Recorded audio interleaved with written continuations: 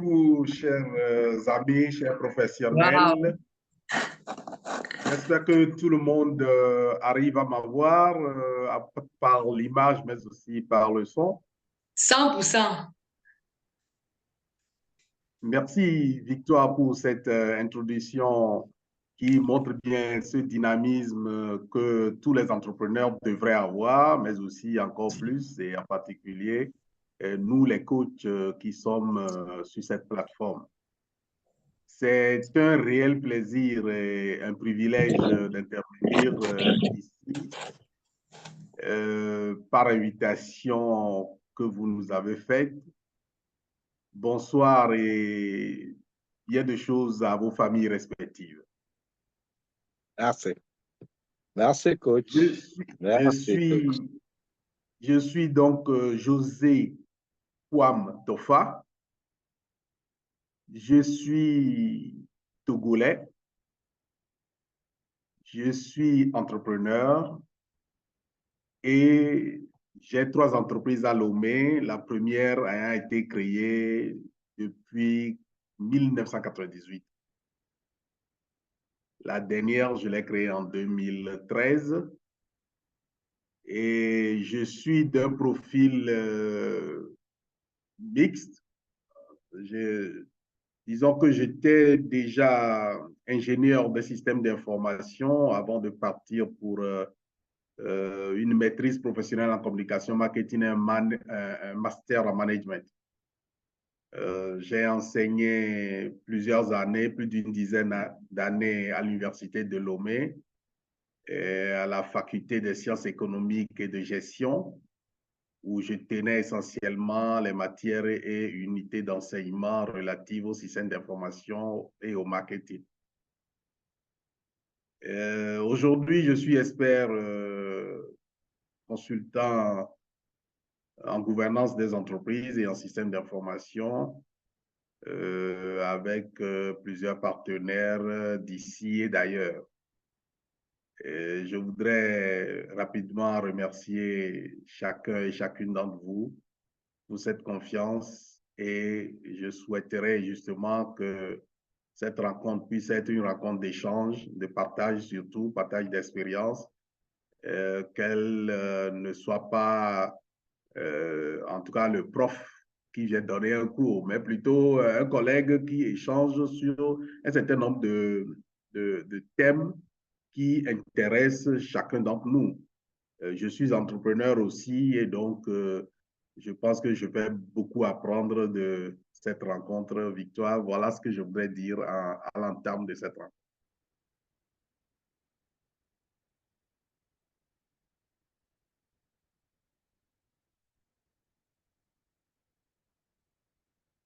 Est-ce que Victoire est en ligne?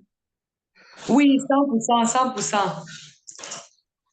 Alors voilà un peu ce que je voudrais dire à l'entame de cette rencontre. Je te redonne la parole. Je ne sais pas si au niveau protocolaire, je devrais pouvoir embrancher sur ce que je voudrais dire sur la thématique. Ok, ok, d'accord. Mais en tout cas, vous avez fait votre présentation. Je pense pas que je pourrais faire votre présentation de la sorte. C'est pourquoi je vous ai laissé le soin vous-même de vraiment vous présenter, voilà, de nous dire excellent parcours d'ailleurs, excellent parcours surtout. Professeur, il y a toujours ce rêve-là que j'ai de pouvoir enseigner à l'université. Et du coup, quand je vois quelqu'un qui est en face de moi a été un enseignant, je dis juste waouh. Un jour, ce serait comme vous. C'est comme ça qu'on dit ici, chez nous, ici au pays. Un jour, un jour, je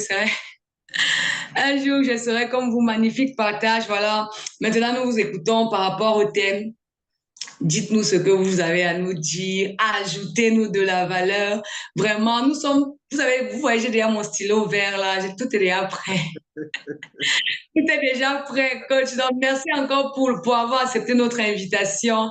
Et voilà, comme on dit en anglais, you have the floor. Thank you. Thank you.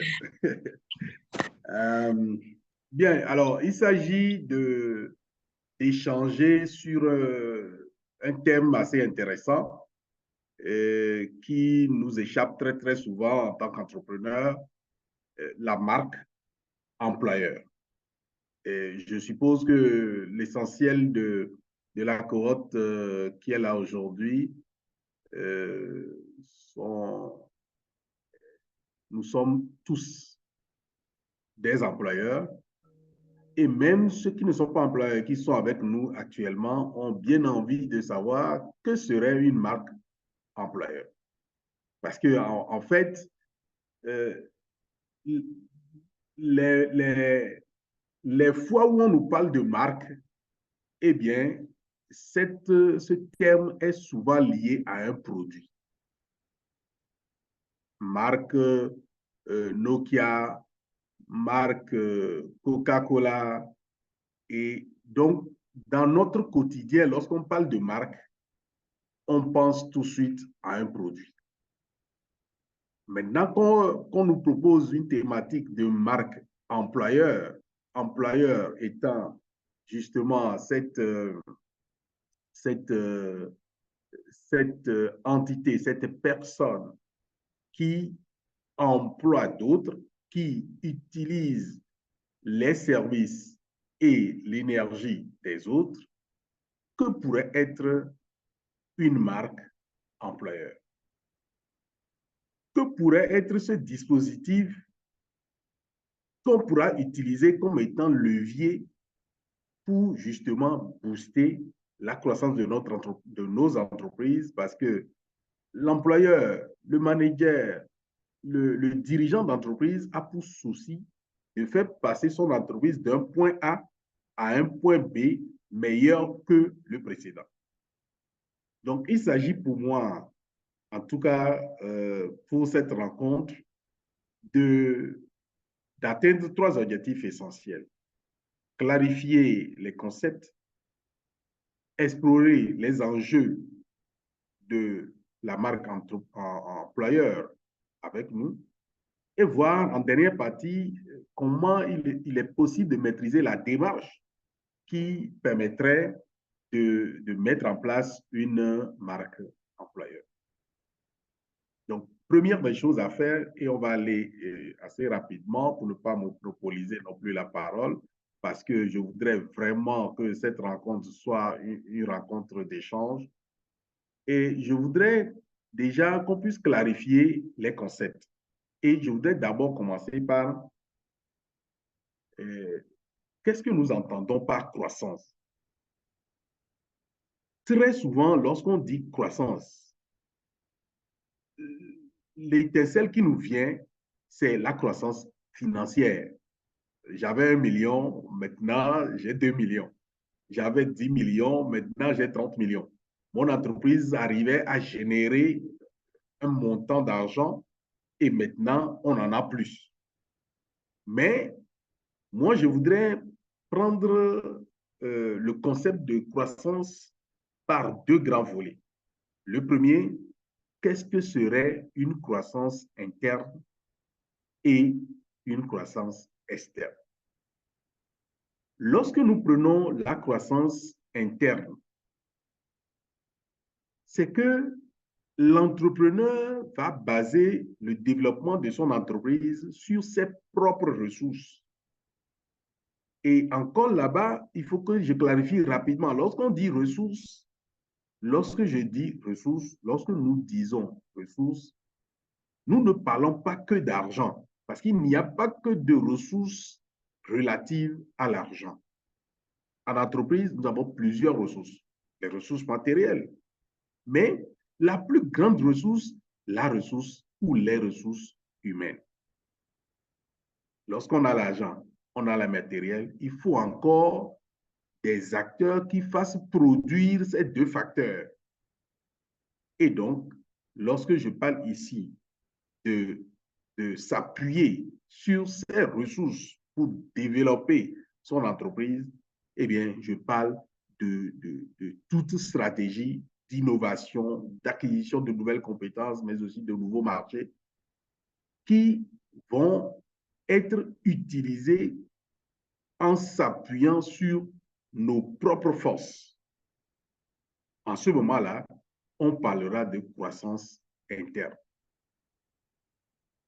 Par contre, lorsque je me bats pour pouvoir acquérir une meilleure part de marché, un meilleur positionnement en termes de chiffre d'affaires ou en termes de produits, un, un, un meilleur positionnement par rapport aux fournisseurs ou à l'approvisionnement de mes produits, ou lorsque je cherche à contrôler les débouchés sur le marché et que j'y arrive, eh bien, on parlera de croissance externe. Parce que tu vas t'appuyer sur des acteurs externes, des facteurs externes pour booster ton entreprise. Donc, voilà, cartographier rapidement. La croissance interne, nous allons nous appuyer sur les éléments internes, endogènes à l'entreprise pour pouvoir faire développer l'entreprise, la faire quitter un point A qui peut être bien, mais à un point B qui est meilleur que le premier. Lorsqu'il s'agit de croissance externe, eh bien, dans ce cas, nous nous appuyons sur des facteurs externes à notre entreprise, donc sur des éléments externes, mais qui pourraient contribuer à une évolution positive de notre entreprise. Une fois la compréhension de la croissance clarifiée, je voudrais aborder ce que c'est qu'une marque. Parce que la thématique tient deux grands volets, la marque et la croissance. Donc, j'ai voulu commencer d'abord par la croissance parce que je comprends mieux ce que c'est qu'une croissance. Je pourrais voir avec quoi je pourrais atteindre une croissance soit interne, soit externe. Alors, c'est quoi une marque? La marque fait référence à plusieurs aspects de l'entreprise. Ça peut être la marque d'un produit ou d'un service. Ça peut être la marque de l'entreprise elle-même. Et ceux qui sont en communication ont déjà entendu parler de la communication institutionnelle, c'est-à-dire de la communication qui ne vend pas de produits, qui ne vend pas de services, mais qui parle et qui promeut l'entreprise dans sa globalité. Dans tous les cas, la marque renvoie ici, en tout cas, à quelque chose d'identitaire et de visuel, à quelque chose d'image de soi, du produit, du service ou de l'entreprise dans sa globalité, à quelque chose qui est relatif au positionnement de l'entreprise par rapport aux autres. La marque, c'est qu'est-ce que nous pensons, quelle idée nous avons d'eux. Elle fait partie donc de la communication affective de l'entreprise. Donc, on va créer une marque pour créer une sorte d'élément pouvant permettre au public interne, mais aussi externe, à aimer ce que nous faisons, ce que nous sommes, à aimer nos valeurs, à aimer l'entreprise, à vouloir travailler dans l'entreprise, à vouloir recommander l'entreprise, à vouloir commercer avec l'entreprise, interagir avec l'entreprise. Ce qui, justement, introduit ce que pourrait être la marque employeur. La marque employeur, c'est une stratégie que l'entrepreneur met en place avec l'objectif de booster la réputation de l'entreprise, ses valeurs, son organisation, sa communication, avec possible le public interne, autrement dit, les salariés, mais aussi les potentiels candidats qui souhaiteraient travailler dans l'entreprise en tant que salariés. Il n'y a pas que ceux de l'intérieur, mais il y a aussi ceux de l'extérieur, qui sont les partenaires. Autrement dit, qu'est-ce que nos partenaires pensent que nous sommes? qu'est-ce que nos salariés, nos employés pensent que nous sommes, nos managers pensent que nous sommes. Quelle est leur idée de qui nous sommes? Lorsqu'on l'aura construit, on pourra dire que cette entreprise a une marque employeur. C'est cette marque qui va permettre, on va le voir dans les enjeux, de stabiliser son équipe et de donner envie à d'autres de rejoindre l'équipe à travers un certain nombre d'actions qu'on pourra chacun en brainstorming ici permettre d'évoquer. Qu'est-ce qu'on doit finalement comprendre de la marque employeur? Cette stratégie implique une bonne gestion interne des ressources humaines. C'est ce que moi j'appelle le marketing RH. Le marketing avant était essentiellement associé au service marketing, au service communication, etc. Mais aujourd'hui, il y a du marketing à faire dans le service RH, c'est-à-dire pouvoir trouver sur quoi on va agir. Le premier P, à quel prix nous payons ou nous achetons les services de nos salariés, comment nous communiquons avec nos salariés, employés, partenaires, et bien sûr, où est-ce que nous les plaçons? Où est-ce que, dans quel environnement ils travaillent? Vous voyez que très rapidement, les 4 P du marketing peuvent effectivement être des soubassements, des leviers pour mieux gérer à l'interne son personnel et donner envie à d'autres pour qu'ils rejoignent l'équipe. Bien sûr, on ne va pas qu'agir sur nos salariés et sur nos employés à travers quelques tracés que je viens d'énumérer.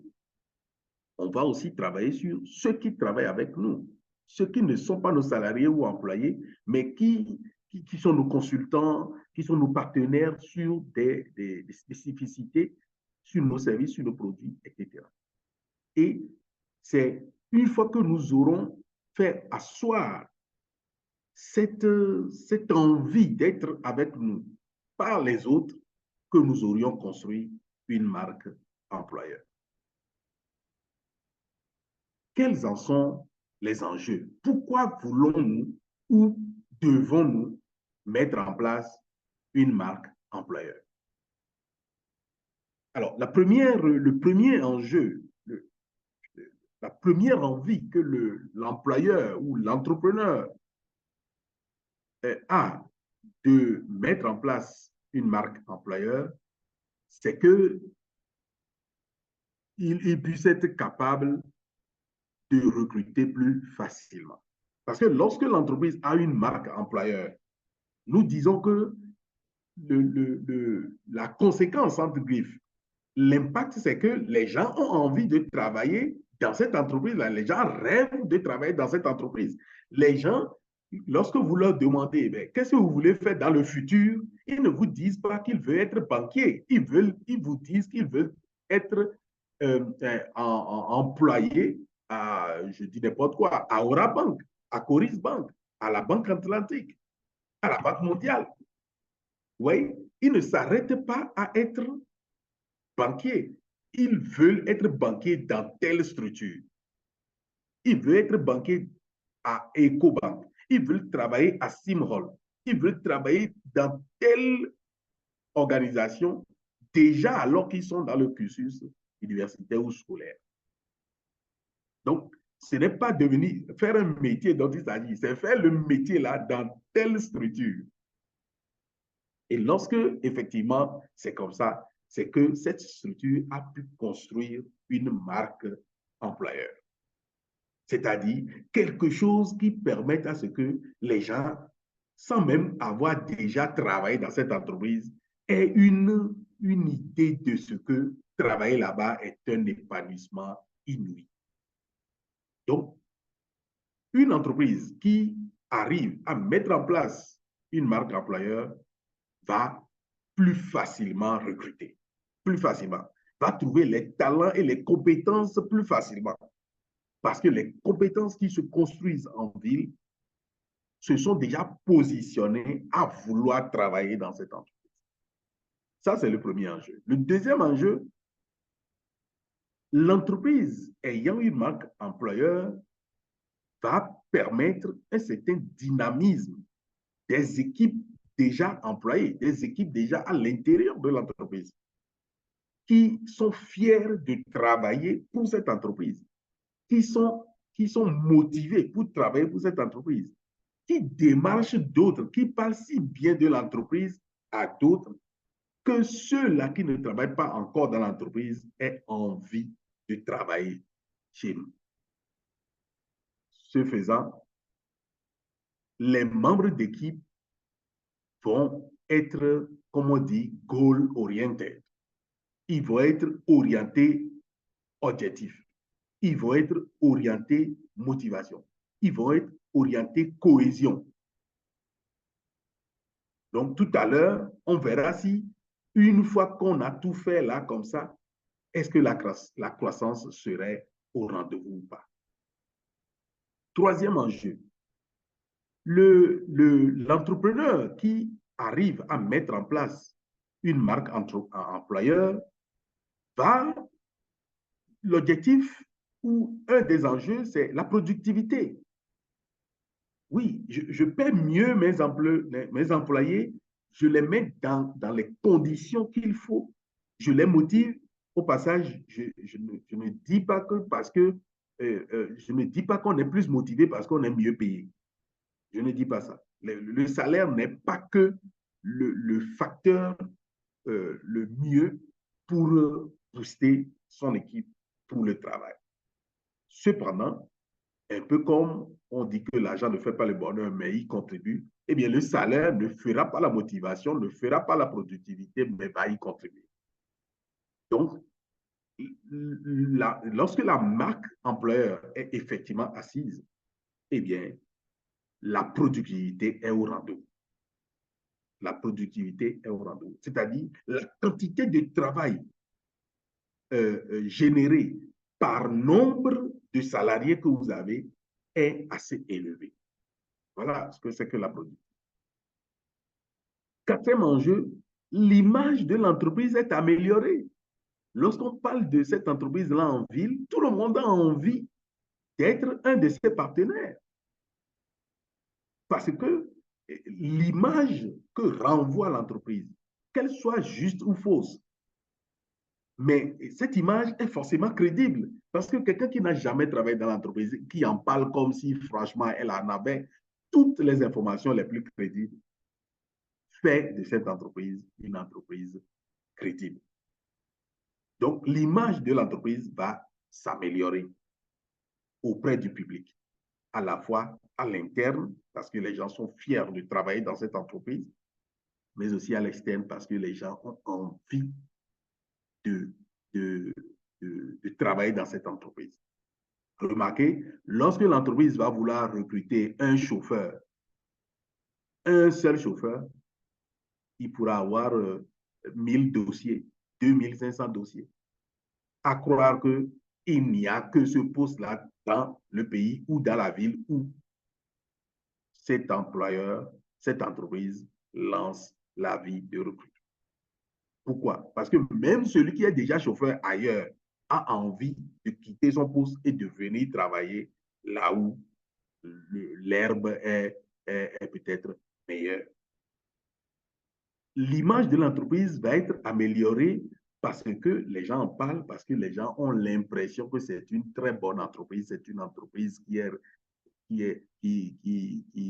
donne de l'harmonie, qui donne de la motivation, qui participe à la motivation, mais aussi à l'épanouissement de ses employés et des partenaires qui travaillent avec elle. Dernier enjeu sur lequel je voudrais partager avec nous, avec vous, c'est l'expérience employée que les salariés, ceux qui travaillent dans l'entreprise, ont de l'entreprise.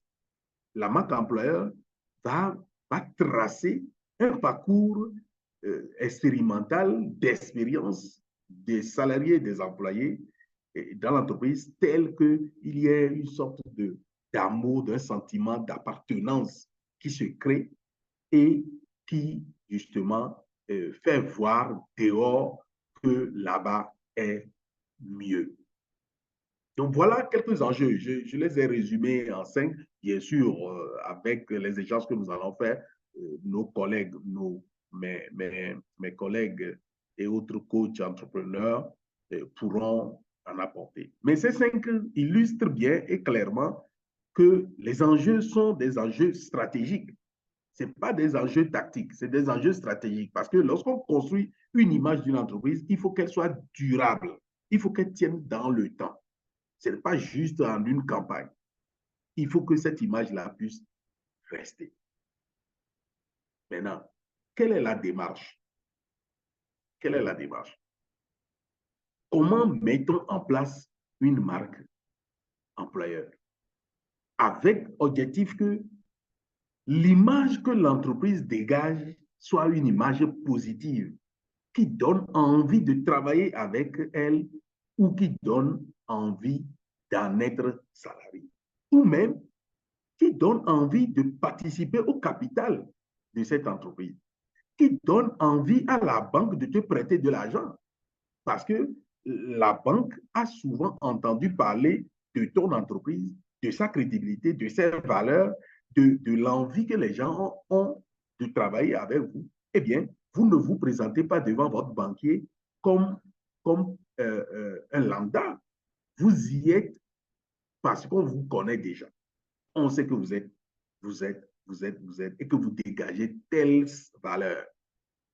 Et donc, votre relation avec vos partenaires qui peuvent participer au capital, cette relation se voit fluidifiée. Première des choses qu'il faut faire, c'est que lorsqu'on veut mettre en place toute démarche, la première étape, c'est le diagnostic. Une petite enquête à l'intérieur de votre entreprise pour voir déjà comment est-ce que ceux qui y sont déjà voient l'entreprise. Quelle idée ils en ont, quelle appréciation ils en font. Ce diagnostic va te permettre de voir quelles sont les forces et faiblesses à l'intérieur même de l'équipe qui travaille, à la fois de l'équipe dirigeante, mais aussi des cadres moyens et des collaborateurs subalternes qui sont avec. Si c'est une PME, ça va plus rapidement parce que entre le top management et les exécutants, le gap n'est pas très, très grand. Mais lorsque c'est une grosse structure, une très grosse structure, eh bien, cette enquête doit être menée de façon stratifiée, voir qu'est-ce que nos collaborateurs pensent de nous, qu'est-ce que nous-mêmes nous passons de nos supérieurs, qu'est-ce que les supérieurs pensent de nous.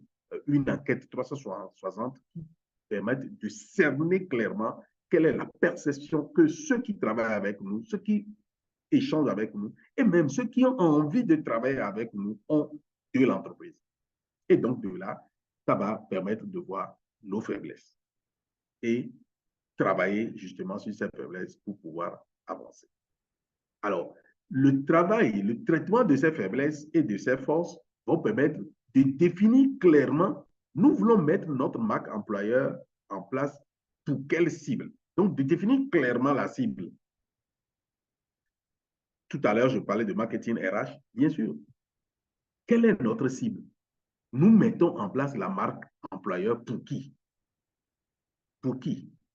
Et une fois qu'on l'aura identifié, les marketeurs qui sont les spécialistes en marketing qui sont avec nous savent que lorsqu'on a identifié à qui sera destiné notre produit, notre service, on y travaille mieux, on le connaît mieux, on connaît mieux la cible, et donc on travaille mieux sur notre produit pour que ça puisse répondre aux besoins de la cible. C'est la même chose ici. Troisième étape de la démarche, je me connais, je connais mes faiblesses à travers le diagnostic.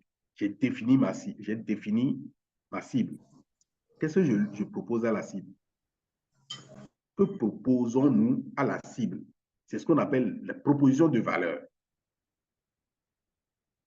Quelle proposition de valeur je vais construire pour que ma cible puisse me permettre d'atteindre mes objectifs stratégiques? Parce que je répète encore une fois, mettre en place une marque employeur est un objectif stratégique. Ce n'est pas juste quelque chose, je veux vendre 2000 par jour. Ce n'est pas ça. C'est dans 5 ans, dans 6 ans, dans 10 ans, de façon relativement pérenne, quelle image je voudrais que mon entreprise renvoie. Est-ce que c'est une entreprise qui ne respecte personne, qui renvoie tout le monde, où le directeur commercial a démissionné déjà 3 fois au cours de l'année? Est-ce que c'est une entreprise qui est une délinquance fiscale, etc. Est-ce que c'est une entreprise dans laquelle le manager se remplit les poches et laisse les autres se débrouiller? Si c'est ça l'image que tu renvoies, il est clair que lorsque tes partenaires ont déjà une fois entendu ça de ton entreprise, eh bien, qu'ils soient réticents à travailler avec toi. Que ceux qui ont des compétences et des talents soient réticents à postuler lorsque vous faites un avis de recrutement. Donc, première étape de la démarche, le diagnostic. Deuxième, la cible, il faut clairement définir la cible. Faire une proposition de valeur assez pertinente et maintenant communiquer dessus.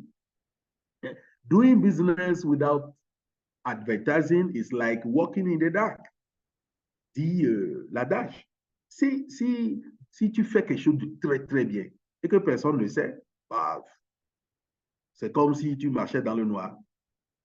Donc, une fois que la proposition de valeur est définie, est proposée, est cadrée, eh bien, il faut que déjà ceux qui travaillent avec vous puissent s'en être informés. Donc, il faut définir un plan de communication autour de cette proposition de valeur pour que ceux qui sont à l'intérieur soient au courant, sensibilisés, formés même, mais aussi ceux qui sont à l'extérieur puissent être informés de ce que chez vous, alors que l'assurance privée maladie est presque partout 80-20, que chez vous, que c'est 90-10. C'est-à-dire que vous prenez 90% des charges de traitement sanitaire, de santé de vos employés, alors que tous les autres ne prennent que 80%. Voilà. Que chez vous, c'est le 13e mois est payé de façon systématique. Que chez vous, il y a une équipe plutôt conviviale, une équipe qui se transforme en une famille et qui travaille et qui donne de la productivité, qui atteint ses objectifs. Maintenant que tu as communiqué, il faut fidéliser. Fidéliser quoi? Fidéliser vos propositions de valeur, mais fidéliser aussi les acteurs qui en sont bénéficiaires. Je disais tout à l'heure, entre deux parenthèses, que lorsque ça démissionne par ici, par là, ça quitte, le chauffeur est parti, et la caissière est partie, et le directeur commercial est parti, même si on les a remplacés, alors qu'en un an et demi, on a dû remplacer le chauffeur, on a dû remplacer la secrétaire, alors qu'il n'y a aucun problème lié à leur performance, eh bien, les autres qui regardent peuvent se dire, ben, il y a instabilité dans l'entreprise. Donc, bien sûr, il faut fidéliser. Fidéliser non seulement ceux qui travaillent déjà, mais donner envie aux autres de venir travailler. Voilà, pour ne pas trop mettre dessus, ce que j'ai voulu dire. J'en fais un petit résumé. Première des choses, croissance ne veut pas dire que financière. Elle peut être une croissance interne, une croissance externe. Je vais me focaliser sur la croissance interne. Elle va s'appuyer, prendre pied sur nos ressources internes, ce que nous savons faire, qui savent le faire bien pour nous, et l'encadrement, l'environnement de notre entreprise qui permettent justement d'atteindre un objectif plus grand que celui qu'on atteignait. Que serait une marque? Quelque chose qui identifie relativement de façon unique une autre chose. Mais dans notre cas ici, c'est qu'est-ce qui identifie votre entreprise de façon visuelle, de façon comportementale, de façon positionnelle, serait la marque entrepreneur pour votre entreprise. Qu'est-ce que les autres disent de nous? Quelle impression ils ont de nous va asseoir ce qu'on appelle une croissance, va asseoir ce qu'on appelle une marque employeur. Comment on s'y met? Bien sûr, il faut pouvoir se connaître à travers un diagnostic, pouvoir voir à qui est destinée notre marque employeur. Qu'est-ce que nous leur proposons? Comment communiquer donc pour qu'ils puissent savoir que voilà ce que nous sommes? Et une fois qu'ils nous rejoignent, pouvoir les fidéliser. Voilà, chers collègues, chers amis, ce que je voudrais dire pour lancer cette rencontre. Je vous remercie.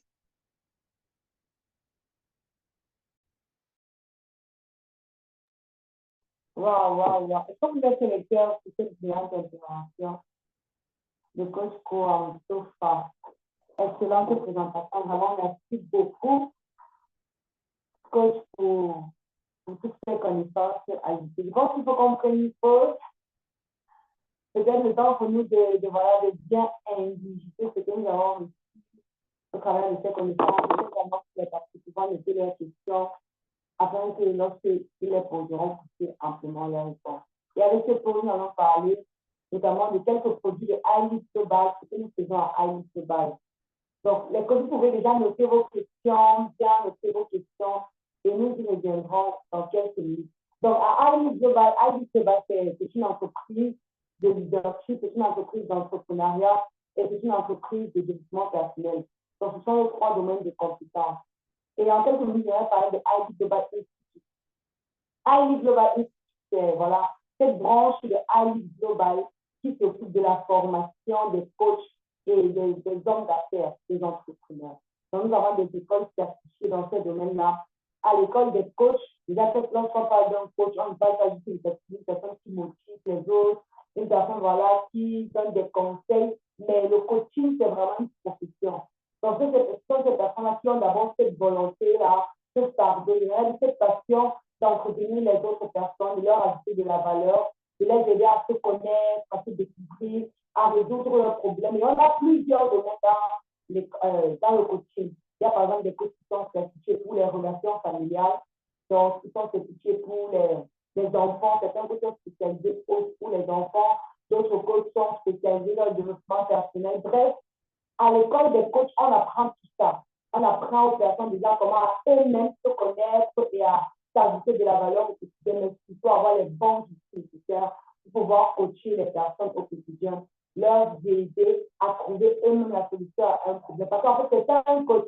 Un coach n'est pas celui-là à qui vous expliquez votre problème et qui vous dit voilà ce que vous allez faire et puis quand vous allez faire ceci, vous obtiendrez la réponse. Non.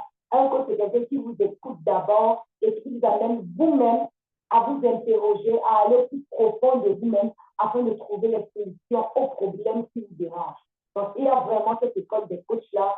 Et par ailleurs, nous avons également l'école des affaires. L'école des affaires, c'est vraiment spécifiquement pour les entrepreneurs. Vous savez que le master coach Raphaël, le fondateur de cette entreprise, c'est quelqu'un qui a fait ses preuves dans les affaires. Vraiment, il a vraiment fait ses preuves dans les affaires et c'est pour cela qu'il est venu. Et il s'est dit pourquoi ne pas partager ces connaissances que j'ai, les résultats que j'ai obtenus, comment j'ai fait pour obtenir ces résultats-là. C'est là donc l'idée de la création de l'école des affaires. Dans l'école des affaires, nous avons 365 jours. Parce que l'école des affaires dure 1 an. Donc, chaque jour, il y a un accompagnement, il y a un cours qui est réservé à tous les apprenants à l'école des affaires qui leur permet voilà, de partir à partir de la base, de comprendre les affaires, comprendre la psychologie des affaires, de la vente, même en tant qu'entrepreneur, comment je dois me tenir. Il y a des personnes, par exemple, qui ne savent pas facilement allier la vie des affaires et la vie familiale, comment gérer tout ça, comment voilà, être un homme d'affaires qui réussit en fait, sans le stress, comment faire parce que je passe tous ces domaines-là, toutes ces branches-là, toutes ces outils nécessaires pour être un entrepreneur à succès. Et donc, à l'IGEBA, nous sommes actuellement en promotion parce que voilà, nous permettons aux personnes de pouvoir mieux nous connaître. Et le master côté récemment, c'est une vidéo, le jour de son anniversaire, ça a vraiment fait un boom parce que voilà, les personnes hésitaient encore à venir à l'école des affaires, hésitaient encore à s'inscrire à l'école des affaires. Et là, il a vraiment lancé un défi à toutes les personnes qui veulent bien, ou alors qui ont entendu parler, mais qui, voilà, ont très peur, et puis s'il n'y a pas de résultats, et puis il a dit, OK, formez-vous à crédit, et dès que vous aurez les résultats dans votre entreprise, même en tant que coach, vous viendrez payer. Donc, actuellement, à l'école des affaires et à l'école des coachs, on exige de payer d'abord le montant de la formation, mais on permet aux personnes de pouvoir se former à crédit et de pouvoir payer après. Donc, tout ce qui est demandé, c'est simplement le matériel de formation pour payer notamment les différents coachs, collaborateurs qui viennent former les personnes de temps à autre. Donc, ce n'est que 25% de la formation qui est demandée dès l'entame pour l'inscription en fait de tout le matériel de formation. Et les autres 75% sont payés bien après. Voilà, parce que nous sommes sûrs de notre produit, nous sommes sûrs de ce que cela pourra produire dans la vie de toutes les personnes qui viendront s'inscrire. Dans l'école des coachs, pour $2 500 et l'école des affaires, c'est $1 500. Donc, c'est vraiment l'information que nous voulons partager. Et nous voulons, avant de pouvoir passer, de passer à la phase des questions-réponses, rappeler que le Training Center a toujours ses portes ouvertes à cause de ce que nous étions en train de travailler. Nous sommes toujours, pardon, en train de travailler sur les dossiers de candidature de plusieurs candidats. Nous avons repoussé la date de début de la rentrée à une date supérieure, donc pour nous vraiment nous permettre aux personnes de pouvoir commencer ensemble. Il y a des personnes qui étaient déjà inscrites, on s'est rendu compte qu'on lance maintenant. Ceux qui sont encore en instance de traitement de leur dossier auront peut-être un retard. Donc, les cours au Training Center vont prendre dans quelques instants. Les Training Center, pour vraiment une parenthèse, le Training Center, c'est une école de formation qui offre un emploi après la formation. Donc, nous avons environ 22 domaines de formation, le marketing digital, informatique, vraiment traduction et langue, community management, plusieurs domaines où les personnes viennent, elles se forment et après un an seulement, parce que le Training Center a 15 niveaux, après un an seulement, la possibilité ou alors l'opportunité de nos personnes qui vont directement être intégrées au sein de nos entreprises à l'IGEBA ou de nos entreprises partenaires. C'est le mot que nous avions à dire pour le Training Center.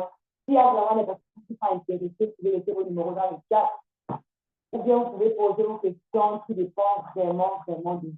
Donc, nous allons maintenant passer à la phase questions. Nous avons entendu l'intervention du coach Kwame Tofa sur la marque employeur qui est un dispositif important, indispensable, je veux dire nécessaire pour booster la croissance d'une entreprise. Donc, cher coach, les questions sont permises.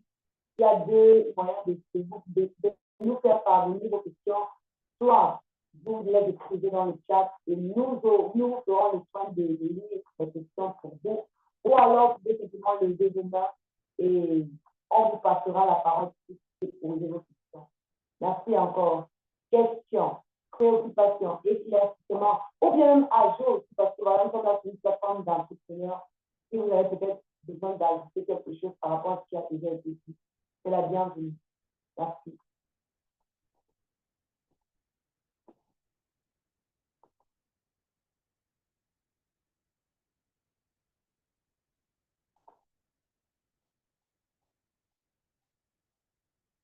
Nos questions. Je regarde dans le chat, c'est pas dans le chat. C'est pas dans le chat.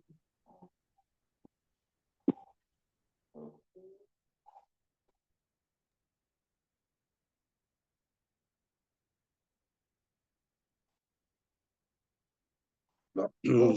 Coach Victoire. Oui, Coach bonsoir. Victoire. Oui, bonsoir. En tout cas, la première des choses, je tiens à remercier coach José Kwame Tofa pour cette brillante exposition. En tout cas, c'est comme je l'avais dit au début, c'est un fourre-tout. J'avais parlé de fourre-tout alors que ça englobe beaucoup de choses. Je tiens à remercier le coach pour la valeur ajoutée. En tout cas, j'étais profane sur ça, sur beaucoup de points. Mais j'ai fini par comprendre qu'il y a certaines procédures pour pouvoir arriver à la croissance de son entreprise et à pouvoir donner une marque. Il y a des éléments qui entrent en compte. Et notamment, j'ai appris pourquoi il faut mettre en place une source, une marque d'employeur. Aujourd'hui, j'ai compris. J'ai compris que ça me permet de recruter facilement. Et j'ai compris que ça me permet de redynamiser mon entreprise. J'ai compris qu'il y a la productivité qui sera là. Et l'image sera aussi améliorée. Ce sont des éléments que je ne connaissais pas. Mais aujourd'hui, ça me rajoute, j'ai du potentiel, j'ai un petit plus pour ne dire que cela. Et maintenant, je sais comment mettre en place une marque d'employeur. J'ai compris.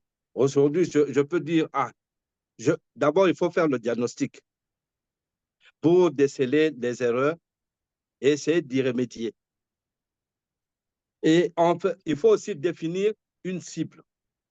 Quand vous avez défini la cible, vous pouvez mettre les stratégies en place pour vous aider à accroître la productivité de votre entreprise.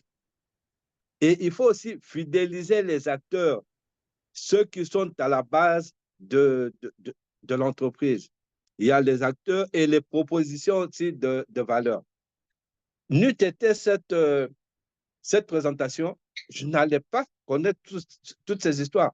Alors, je dis grand merci encore une fois au coach, parce que c'est de la valeur ajoutée et qui va me permettre d'aller de l'avant, d'aménager là où je n'avais pas bien fait asseoir les choses. Là, je peux maintenant recadrer et voir pourquoi il n'y a pas la productivité. C'est puisqu'il n'y a pas eu ceci, il n'y a pas eu cela. Grâce à cette précieuse manne que je dirais reçue de la part de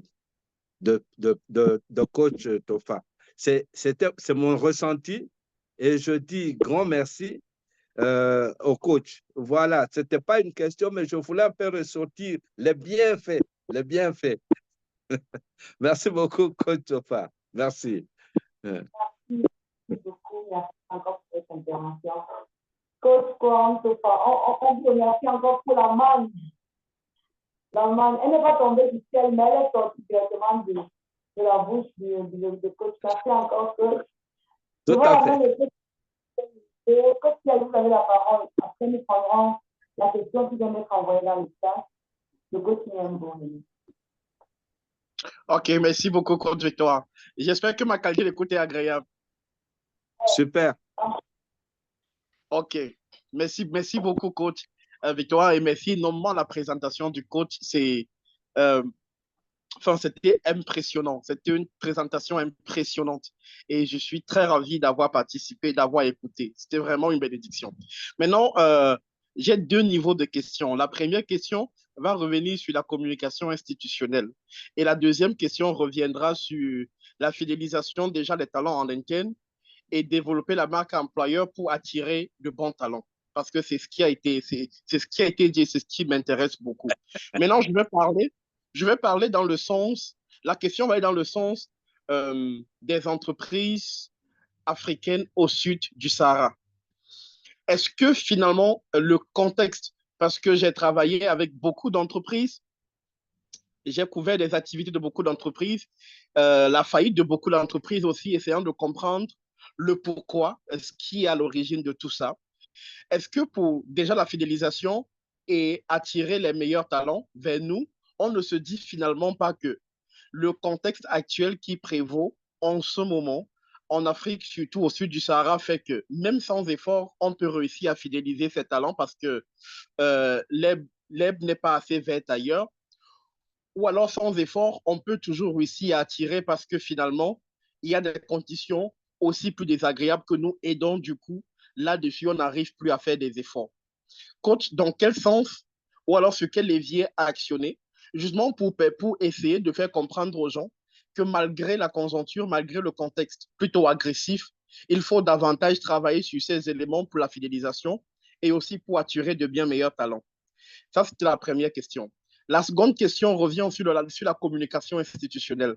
Avec l'avènement des nouvelles technologies de la communication et de l'information et de la communication, euh, la, euh, euh, la communication véritablement institutionnelle, telle que vous l'avez présentée, coach, comme étant une communication qui euh, se focalise sur sur le branding de l'entreprise, est en train de perdre un peu de sa valeur au profit justement des communications plus ciblées. Genre, même les multinationales aujourd'hui ciblent beaucoup sur des produits qu'on lance pour communiquer sur la marque. Donc, c'est plus facile, par exemple, d'utiliser un service pour redorer le blason d'une marque. Est-ce que la communication institutionnelle qui vise à pas faire le kill-off, mais à représenter l'entreprise telle qu'elle est en interne à l'extérieur, n'est pas en train, on n'est finalement pas en train on n'est pas en train de perdre de sa valeur. Et dans ce sens-là, justement, au milieu de ce foisonnement d'outils de communication, comment on peut faire pour redorer le blason de ce type de communication qui, ma foi, reste hyper importante parce que sa visée, justement, c'est de construire ou alors de communiquer à l'extérieur ce que représente l'entreprise à l'intérieur. Parce que finalement, si on ne dit pas aux autres qui nous sommes, personne ne saura ce que nous sommes réellement. Voilà les deux niveaux de questions que j'avais, coach. Merci beaucoup.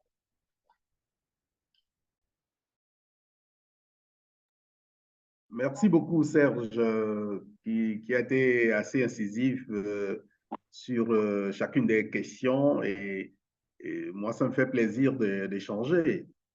La première, c'est est-ce qu'avec l'environnement actuel, sociopolitique, mais aussi surtout économique, est-ce que c'est pas quand même facile de recruter? Il suffit de lancer un avis à recrutement et tout le monde vient.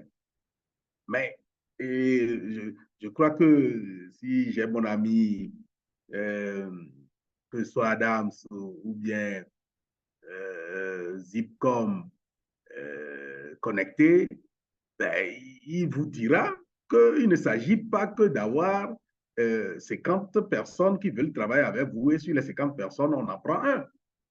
Il s'agit justement d'attirer les 50 meilleurs de la zone et même en dehors de la zone vers moi et que je puisse prendre un des meilleurs de ces meilleurs qui viennent. Donc, lorsque moi je veux une secrétaire ou je veux un commercial, ce n'est pas parce que j'ai eu des commerciaux qui ont postulé que forcément, parmi ces commerciaux, se trouve le commercial que je cherche, où se trouve la secrétaire ou l'assistante comptable ou la comptable que je cherche. Je cherche les meilleurs de ma zone. Alors, si je cherche les meilleurs de ma zone, il faut que les meilleurs postulent lorsque je demande à recruter. Donc, oui, ça semble être facile à voir le nombre de dossiers que nous avons lorsque nous voulons recruter pour un poste. Mais entre 50 moins bons, il y aurait forcément un meilleur. Mais ce meilleur permet à toi, l'entrepreneur, à nous, entrepreneurs, d'atteindre le niveau de productivité et de croissance que nous cherchons. Si moi, je veux atteindre 10 millions de chiffre d'affaires par mois et que je prends un commercial, le meilleur des commerciaux qui ont postulé, et qui ne peut à tout casser me faire que 3 millions, c'est un bon commercial, mais il ne me permet pas d'atteindre mes objectifs. Donc, voilà pour moi l'enjeu. Voilà pour moi l'enjeu. Si mon objectif, c'est 3 millions et que je trouve parmi ceux qui ont postulé quelqu'un qui peut m'atteindre les 3 millions, super. Mais si mon objectif, c'est 10 millions chaque semaine, 10 millions par mois, et que celui que je prends, il est super bon, hein, il est super bon sur les 50 que j'ai testés. Mais à tout casser, même si je lui mets voiture, je lui paie 2 millions par mois, il ne peut pas me dégager 10 millions par mois. Eh bien, il aurait été un des meilleurs mais pas pour moi, pas pour mon entreprise. Donc, voilà moi, mon enjeu. Voilà l'enjeu. Donc, on ne recrute pas pour recruter. Ce n'est pas un remplissage de poste. Ce n'est pas un remplissage de poste. C'est quelqu'un que je cherche qui va véritablement atteindre des objectifs et qui va se sentir à l'aise chez moi. Donc, avec ces deux objectifs-là, eh bien, même avec l'aspect socio-économique où tout le monde cherche du travail, ce n'est pas tout le monde qui cherche du travail que je cherche chez moi. En tant qu'entrepreneur, je dois avoir un objectif stratégique clair, bien défini. Je dois avoir un plan d'action pour y atteindre. Et pour chaque action, je dois avoir des exigences. Et quand j'ai des exigences, toutes les entreprises dans ta zone seraient en train de fermer. Tu ne fermeras pas. Tu feras des pertes, mais tu ne fermeras pas. C'est ça. Parce que tu es rigoureux envers toi-même, tu es rigoureux envers tes activités, tu es rigoureux envers tes équipes. Et tes équipes savent que parce que toi-même, tu es rigoureux envers toi-même, eh bien, tu ne laisseras pas de place à l'amateurisme. Donc, voilà pour le premier. Que faire concrètement? C'est d'être assez rigoureux envers soi-même, d'avoir un plan stratégique clair et des plans d'action qui permettent d'atteindre tes objectifs. Quand tu le sais, quelles sont les ressources que tu ramènes? Autant nous courons chaque jour pour aller chercher de l'argent, autant nous devons courir pour chercher les meilleurs dans nos équipes, les meilleurs que nous pouvons payer. Nous ne pourrons pas prendre un meilleur, le meilleur des meilleurs, qui mérite d'être payé à 300 000, qui mérite d'être payé à 1 million, à qui nous payons 200 000, et nous espérons qu'il atteigne les objectifs pour nous. Mais au même moment que nous disons que nous allons le payer à 500 000, il faut qu'il soit capable de générer autant d'argent pour que nous puissions être capables de le payer. Donc, c'est un peu comme en comptabilité du débit-crédit. Ce que tu m'apportes doit pouvoir permettre de te rémunérer. C'est ça. Y compris la secrétaire. Ce n'est pas parce que la secrétaire n'est pas un commercial qu'il ne doit pas apporter de la valeur ajoutée à l'entreprise. Sa façon d'accueillir va nourrir la marque employeur. Sa façon de parler aux gens va nourrir la marque employeur. Sa façon de se positionner dans l'entreprise va nourrir l'employeur. Mon comptable, sa façon de gérer mes fonds, sa façon d'anticiper sur les difficultés de trésorerie va nourrir quoi? Parce que s'il fait un défaut de paiement, de salaire, mais les employés, ceux qui devraient être payés et qui devraient être payés, supposé, chaque 5 du mois et qui sont payés le 18 du mois, tantôt le 12 du mois, par faute de mon comptable, eh bien, qu'est-ce qu'il y a? Il influence négativement la marque employeur que je veux construire. Donc, en termes de recrutement, ce n'est pas n'importe qui je veux recruter. En termes de fidélisation, ce n'est pas n'importe qui je veux fidéliser. Ça doit être assez clair pour l'entreprise. Maintenant, au niveau communicationnel, je peux te rassurer de ce que, Serge, des fois, moi-même, en refaisant le bilan de l'année, je me vois, je vois que j'ai investi plus sur de la communication produit que sur la communication institutionnelle. Mais ça vous rattrape de toute façon. Pourquoi? Parce qu'un bon produit qui se vend doit pouvoir être soutenu de derrière par une entreprise qui est connue. Par une entreprise qui est connue. Plusieurs fois, vous êtes allé en supermarché, vous prenez un produit, vous regardez, vous ne l'achetez pas tout simplement parce que vous ne savez, vous ne connaissez rien de l'entreprise qui la fabrique. Or, c'est un bon produit, mais vous l'avez laissé, vous avez acheté une autre dont le fabricant est connu. Pourquoi? Parce que cette entreprise a peut-être communiqué, ça vous a échappé, mais elle n'a pas communiqué de telle façon que tous les prospects, tous les membres de sa cible puissent en être informés de ce que cette entreprise fabrique aussi ce produit. Donc, il y a ce qu'on appelle le comportement d'achat du prospect qu'il faut étudier. Comment les gens achètent vos produits? Comment les gens achètent vos services? Est-ce qu'ils les achètent parce qu'ils vous connaissent? Pas vous en tant qu'entrepreneur, mais vous en tant qu'entreprise. Est-ce qu'ils l'achèteraient s'ils l'avaient connu, s'ils vous connaissaient, qu'ils connaissaient votre entreprise par son logo, par son visuel, par son site web, etc. Est-ce qu'il l'aurait fait? Donc, oui, encore là-bas, nous avons tendance, y compris moi, à beaucoup travailler sur la communication de nos produits et de nos services. Mais de plus en plus, on sait que lorsque le produit n'est pas soutenu par une bonne communication institutionnelle, eh bien, la pérennité de la rentabilité n'est pas garantie. Maintenant, je reviens.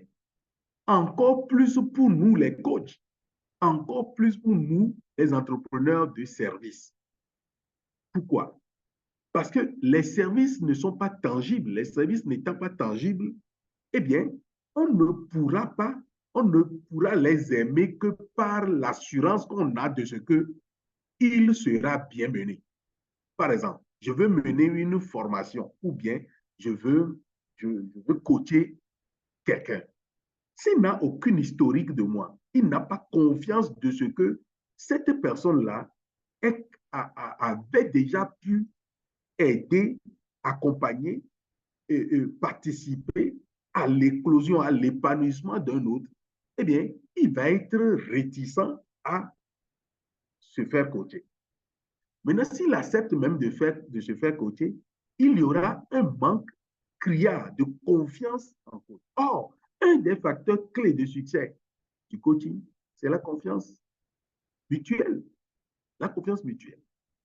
Donc, que ce soit en communication produit ou en communication de service, eh bien, il est important d'y associer le branding de l'entreprise et qu'importe les canaux, que ce soit par les réseaux sociaux, que ce soit par les médias classiques, que ce soit par les hors médias, les rencontres que vous faites avec les gens, etc. Votre posture, même en ville.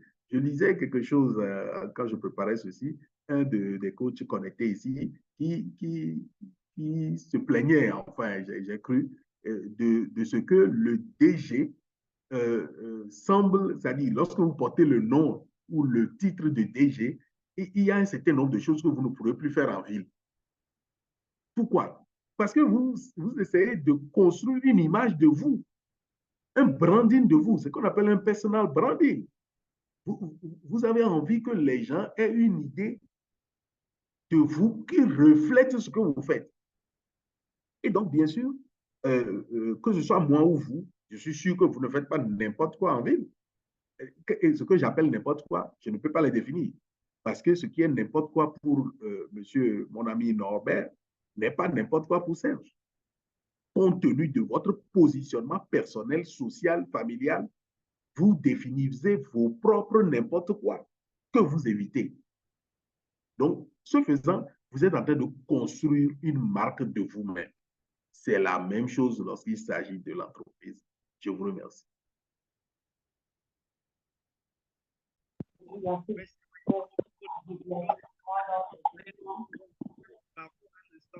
Je voudrais rebondir pour dire que est-ce que je suis audible? Vous m'écoutez, le coach? Allô? C'est bon, vous m'écoutez? Je ne sais pas si je suis audible. Oui, alors, C'est un souci, un coach. C'est bon. Ok, ok, merci beaucoup. Merci beaucoup. Je suis très fier qu'on parle de ça aujourd'hui parce que dans cet environnement et avec aussi la facilité, la communication institutionnelle, j'affectionne énormément la communication institutionnelle parce que c'est une communication, comme son nom le dit, ça décrit, ça révèle notre institution au monde, ça parle de notre institution aux gens. Déjà, ça veut dire que si on n'investit pas assez là-dedans, ça veut dire que soit on n'est pas assez sûr de ce qu'on a réellement mis sur pied comme institution, ou alors on ne sait pas comment s'y prendre. Mais je suis très fier qu'on aborde ce débat aujourd'hui parce que ça nous donne de comprendre que le raccourci peut-être c'est de dire que ok, je lance un nouveau produit, je fonce à fond là-dessus avec les réseaux sociaux, avec je mobilise quelques influenceurs et vite fait c'est fait. Mais derrière le produit, la crédibilité du produit dépend de l'institution qui porte le produit. Et c'est très important aussi de s'étendre sur l'institution. Donc, c'est pour ça que je suis très fier qu'on parle de ça aujourd'hui parce avec le temps qui passe, les bonnes pratiques sont en train d'être négligées. Et ça, c'était pour le côté la première question. Merci, coach, parce que ça nous aussi de comprendre que c'est pas parce qu'on a 50 ou 100 employés que forcément on a la personne idéale pour pouvoir résoudre le problème qu'on a. Et c'est pour ça aujourd'hui que, peut-être c'est pour ça que la plupart des entreprises aujourd'hui, en tout cas en termes de nouvelles entreprises, seulement 2% réussissent à franchir l'âge de 5 ans. Parce que finalement, parce qu'on veut se jouer de tout le monde, on prend des gens à qui on va donner 50, 60 000 et se convaincre de ce qu'on a un personnel, alors qu'en réalité, on n'a que des accompagnateurs qui ne fournissent pas assez de travail. Je pense que ça peut aussi être ça. Merci énormément, coach, pour ces éléments et je pense que ça peut aider, ça peut nous aider, entrepreneurs, à démêler les chevaux à un moment donné et naturellement renaître de ses centres pour ceux qui ont perdu la main. Merci énormément, coach. Merci encore, coach. Rapidement, je vois il y a quelques questions dans le chat. La question de coach Niembo. Bonjour, coach. Bonjour, coach. Je viens de faire 9 ans dans une entreprise sans réellement avoir une mise à niveau et sans augmentation de salaire. Je suis en processus de démission. Que faire? Donc, je vais lire rapidement toutes les questions qui sont dans le chat et vous les répondrez plus fort. OK.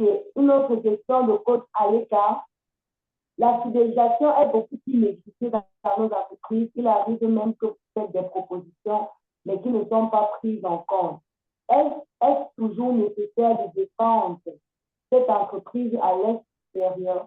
Ça veut dire que vous êtes dans une entreprise et voilà, vous faites des propositions pour la fidélisation, on ne prend pas cela en compte.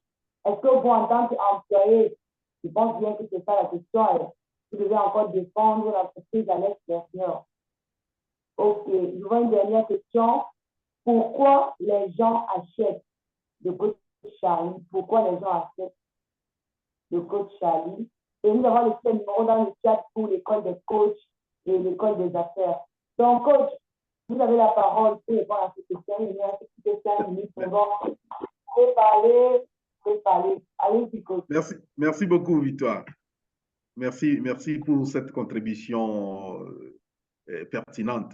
Et merci, chers collègues. Oui, coach Victoire, je vais poser cette question.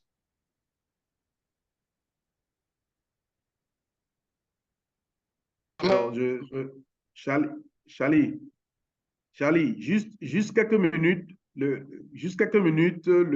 temps de satisfaire ceux qui ont envoyé des questions par le chat et je te promets que je te reviens.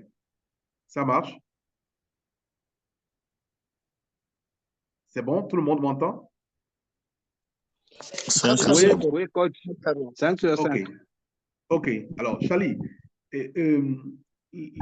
juste quelques minutes pour répondre à René. René,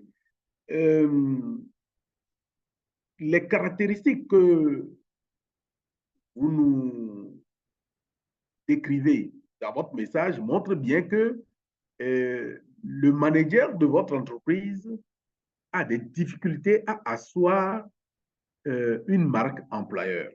Je ne dis pas qu'il n'en a peut-être pas, mais comme je ne connais pas votre structure et je n'ai jamais échangé avec, eh bien, je mets un peu le gant en disant que c'est une entreprise qui a des difficultés à mettre en place une marque employeur. Parce que lorsque la marque employeur est mise en place, et renforcer les capacités des membres des équipes est un devoir.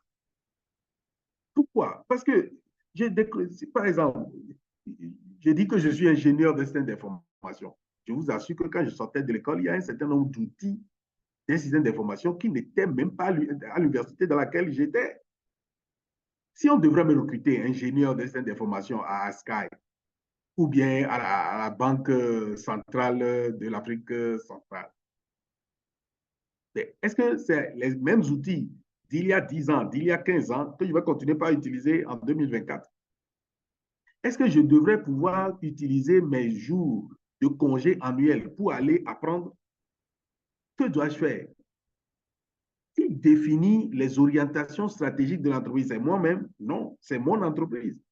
Donc, lorsque l'entreprise a défini ses orientations stratégiques et qu'il voit que les membres de l'équipe qui sont là actuellement, il y a quand même un certain nombre de faiblesses qu'il faut renforcer, eh bien, l'entreprise se bat pour pouvoir mettre en place un budget pour renforcer les capacités des membres des équipes qui ont un certain nombre de faiblesses liées au fait qu'ils ne l'avaient pas appris. Ce n'est pas qu'ils sont paresseux, non, mais qu'ils n'avaient pas encore ces informations-là. Donc, le renforcement de capacités est un des outils, est un des leviers sur lesquels on appuie pour renforcer la marque employeur. Bien. Je disais que l'augmentation des salaires n'est pas le seul levier de motivation du personnel. Bien que nos collaborateurs, il ne faut pas qu'on se voile la face, nos collaborateurs, pour eux, pour nos collaborateurs en tout cas, ce qu'ils prennent sur leur compte bancaire ou mettent dans la poche est leur première motivation. Mais quand tu as pu asseoir une marque employeur, eh bien, l'employé sait que même s'il n'a pas un salaire très élevé, il bénéficie d'autres choses qui lui permettent d'être relativement plus à l'aise. Par exemple, il a une assurance maladie. Par exemple, en fin d'année, il a le 13e mois. En fin d'année, il y a un certain nombre de vivres ou non-vivres qui sont distribués. Au cours de l'année, eh bien, il y a des rencontres qui décompressent. Les team building sont là. La façon même dont on leur parle. Lorsque mon assistant est malade, quels sont les gestes? Est-ce que j'ai été le voir? Est-ce que je l'ai appelé? Etc. Lorsque quelqu'un est absent, est-ce que ma première réaction, c'est qu'il faut qu'il soit sanctionné? Qu'est-ce qui a fait qu'il était absent? Pourquoi il a été en retard, etc. Quelle est l'approche stratégique et comportementale et relationnelle? Comment construit-on ton équipe? Tout ça participe à la motivation et à la fidélisation de l'équipe. Donc, qu'est-ce que je peux déjà dire pour René? Eh bien, je pense qu'il y a, c'est sûr, un petit problème qui a déjà probablement eu raison de toi, puisque dans ton message, tu dis que tu es en processus de démission. Tu es en processus de démission. Attention, il faut réfléchir. Démissionner, c'est super. Moi-même, j'ai déjà démissionné au cours de ma carrière. J'ai déjà démissionné plusieurs fois et à des postes intéressants. Mais je n'ai pas démissionné sur coup de tête. J'ai démissionné parce que j'avais un projet. C'est ça. J'avais un projet que je vais mener après la démission. Si tu n'as pas de projet, quand je dis projet, ce n'est pas forcément créer ta propre entreprise ou bien... Mais si tu ne sais pas ce que tu feras après une démission, il vaut mieux être au poste et réfléchir là-dessus avant de démissionner. Donc voilà ce que je peux dire pour René. Pour collègue,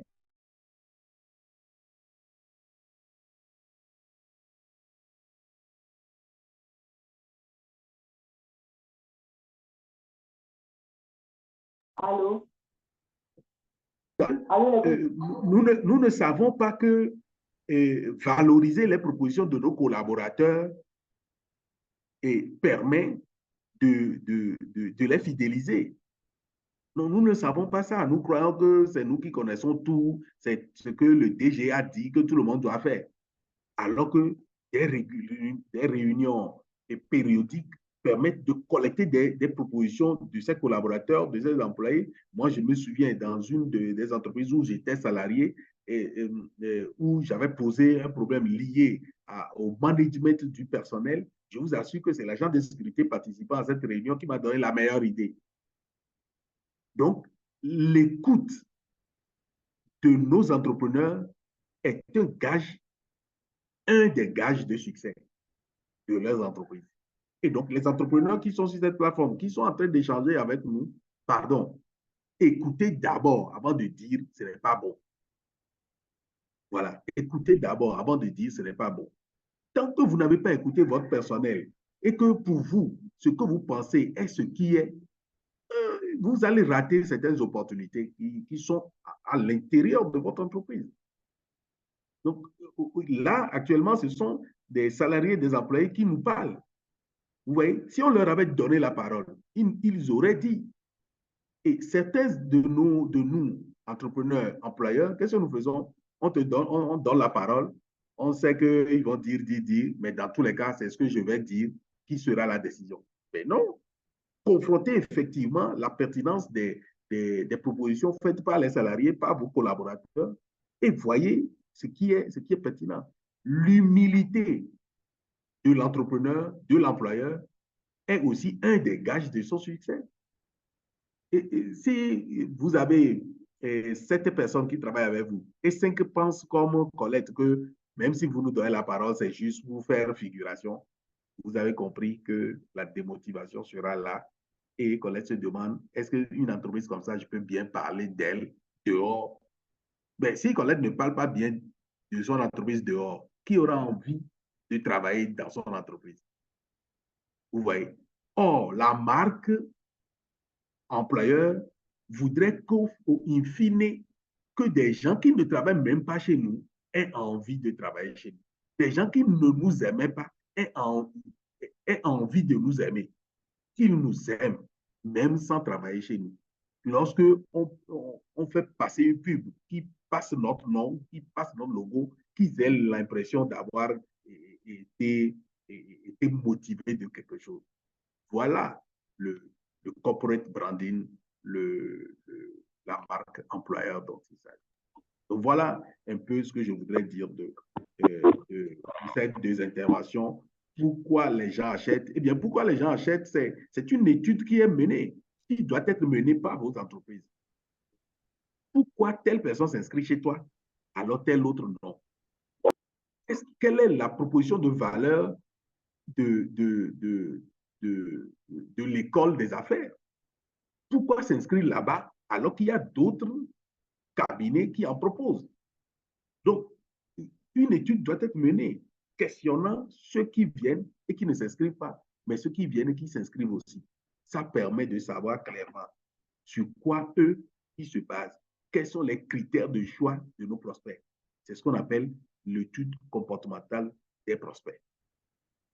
Donc voilà, ce n'est pas que tu es là et puis toi-même tu dis que non, si tu diminues le prix, ils vont venir. Les gens diminuent les prix. Nous, on les a augmentés. On a eu plus d'inscrits que ceux pour lesquels le prix était bas. Parce que la cible, son problème, ce n'est pas l'argent. La cible, son problème, c'est la qualité. Mais si ta cible, son problème, c'est l'argent, ben, ne va pas mettre ta formation à $2000, ils ne vont pas venir. Même s'il a très envie, il ne va pas venir. Alors qu'un autre, ce n'est pas l'argent qui pose problème, la qualité qui pose problème. $1500 pour lui-même, c'est trop, c'est donné. Donc voilà un peu de façon orientationnelle ce que je peux déjà dire. Charlie, si Victoire le permet, eh bien, tu auras la parole. Merci beaucoup et à tout à l'heure.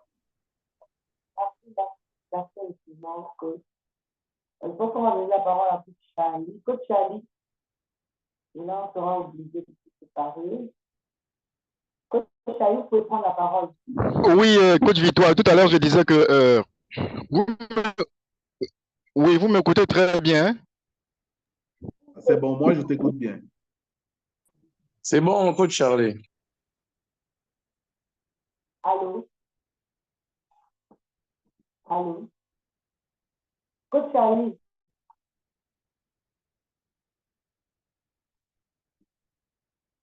Coach Charlie? Il n'est pas là, je crois qu'il a des problèmes de connexion, conducteur. Alors, les coachs.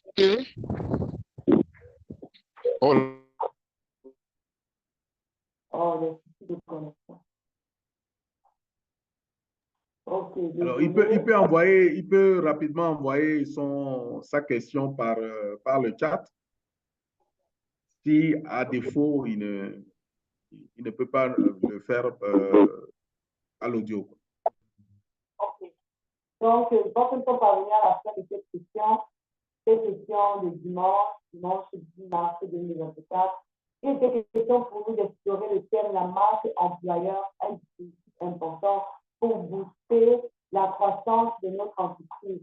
Et nous avons vu, nous avons parlé des enjeux notamment. Je vais énumérer les enjeux qui ont été présentés.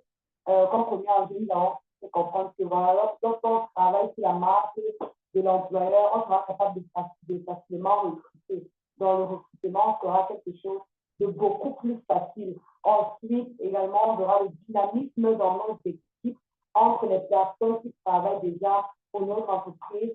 On aura également la productivité et notamment l'image de l'entreprise qui sera voilà, améliorée. Donc, nous remercions infiniment le coach Kwame Tofa pour sa présence et pour le temps qu'il nous a accordé.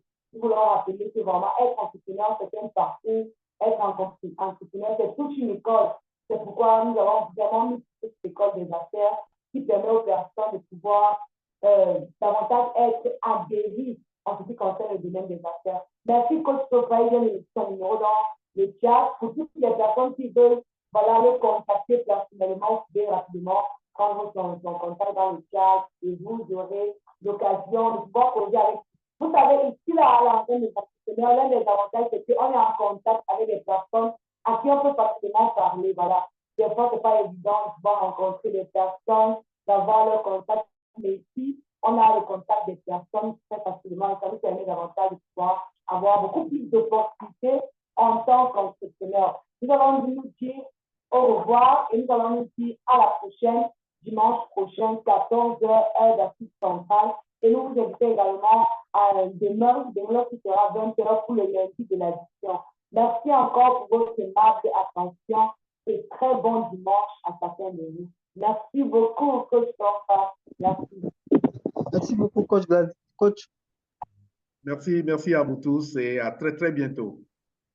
Merci.